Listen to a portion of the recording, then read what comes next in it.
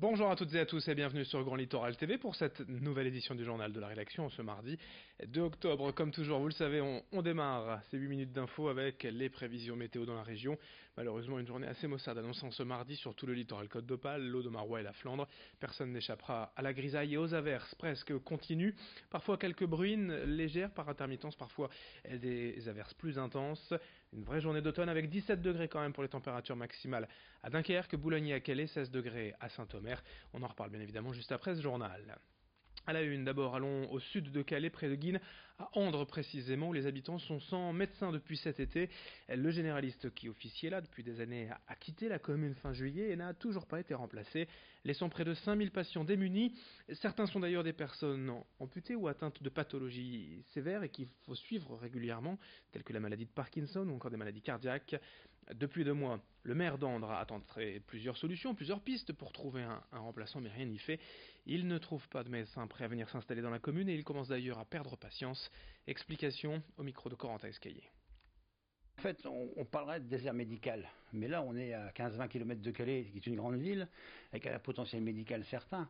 Donc je comprends pas. Je ne comprends pas éventuellement qu'on puisse maintenant entendre de certains médecins, non, je ne soigne pas des gens en plus. Je crois qu'il y a un serment au départ, qui est le serment d'Hippocrate, qui fait que normalement une personne qui demande un soin doit être soignée. Donc là je suis un peu embarrassé. Dans l'actualité, également une douzaine de perquisitions menées ce matin à l'aube par 200 policiers à Grande-Synthe, des CRS et des équipes d'intervention anti-commando qui se sont infiltrés au siège de l'association Centre Zara France et au domicile des principaux dirigeants en raison, je cite, de leur soutien marqué à plusieurs organisations terroristes selon la préfecture, opération qui a débuté à 6h du matin et qui s'inscrit dans le cadre de la prévention du terrorisme selon la préfecture toujours. Dans ce communiqué, les activités de l'association en question seraient particulièrement suivies en raison du soutien marqué par ses dirigeants à plusieurs organisations terroristes et en faveur de mouvements prenant des idées contraires aux valeurs de la République, poursuit ce communiqué. À Grande-Synthe, toujours, sachez que le maire Damien Carême a écrit récemment au président de la République pour dénoncer, je cite, la politique cynique du gouvernement concernant les migrants. Selon lui, plus de 1000 personnes vivent depuis 3 semaines près de l'Assès dans des conditions très difficiles. Damien Carême veut ainsi inviter Emmanuel Macron à venir voir sur place de lui-même ce que vivent les migrants mais aussi les habitants des environs. Dans ce journal, on passe à toute autre chose et en images, au centre commercial Auchan de Longnes près de Saint-Omer, les clients vont profiter durant ce mois d'octobre du plus grand soutien-gorge au monde. 150 kg, des bretelles de 11 mètres de long, un bonnet haut de 8,80 m et un tour de poitrine de 34,50 m. Ça fait du 3067B pour être précis. Et même la Statue de la Liberté ne pourrait pas le porter. Ce soutien-gorge géant est l'œuvre de la société de réinsertion Audotri. Une dizaine de personnes y ont travaillé depuis 10 mois pour être prêts à l'occasion d'Octobre Rose, le mois de sensibilisation à la lutte contre le cancer du sein. Car cette année, les services de santé nationaux ont enregistré une baisse de 3% du nombre de dépistages par rapport à 2013. D'où l'importance de réitérer, de poursuivre la prévention, de faire passer le message. Explication sur place au micro de Vincent Vieillard.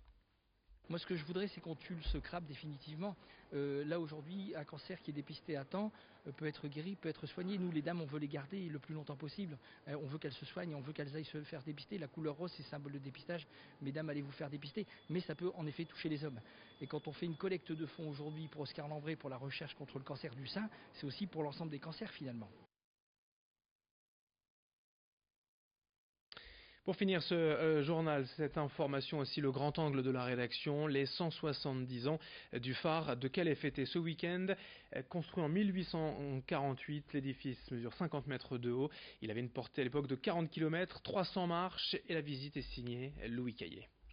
C'est un phare à l'histoire particulière qui domine les toits calaisiens.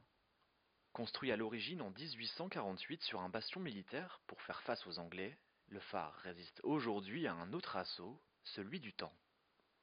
Même si le gardien a déserté les lieux depuis bien longtemps, c'est une association, Opale Tour, qui a pris possession des murs et éclaire les visiteurs durant leur visite. Ici, on est à peu près à 35 mètres du sol. On est dans ce qu'on appelle la salle de veille. Alors, du temps où le phare était encore gardienné, c'est là où se tenait le gardien qui était d'astreinte. C'est-à-dire qu'on est à 2 étages de la lentille, Parce qu'il fallait pouvoir monter souvent dans la nuit, soit pour remonter le mécanisme pour faire tourner la lentille, soit pour nettoyer la lentille, parce que quand c'était éclairé avec du pétrole ou de l'huile de colza, forcément il y avait de la suie, et il fallait constamment nettoyer et entretenir le système. Il y a un peu plus de 20 ans, le phare a bien failli disparaître. À l'époque, les constructeurs avaient opté pour de la brique de sable pour une question de coût, mais celle-ci, poreuse, ne supportait pas l'humidité. Avec le temps, certaines d'entre elles se sont brisées et menaçaient de tomber sur la chaussée et sur l'école voisine. Une des possibilités, c'était de le tronçonner au tiers, retirer 2/3 de sa hauteur et de planter un pylône à l'intérieur dans du béton. Et puis voilà, ça on sait faire, un pylône en 2 jours c'est monté. Et heureusement, on a trouvé, alors je ne vais pas rentrer dans le détail, mais on a trouvé les fonds nécessaires pour que les phares et balises refassent totalement l'extérieur du phare. Donc il y a un rang de briques émaillées qui a été fait sur toute la surface du phare. On m'a dit, c'est la dernière fois qu'on met autant d'argent dans un phare. C'était en 1994. Aujourd'hui, les marins n'ont plus réellement besoin des phares pour s'orienter. Les GPS, radars et autres systèmes d'aide à la navigation sont devenus la norme. À quoi bon conserver ce phare qui ne remplit plus vraiment sa fonction première? Donner un signal lumineux aux bateaux dans le détroit du Pas-de-Calais. Il a tout à fait son utilité et la même utilité qu'il y a 170 ans.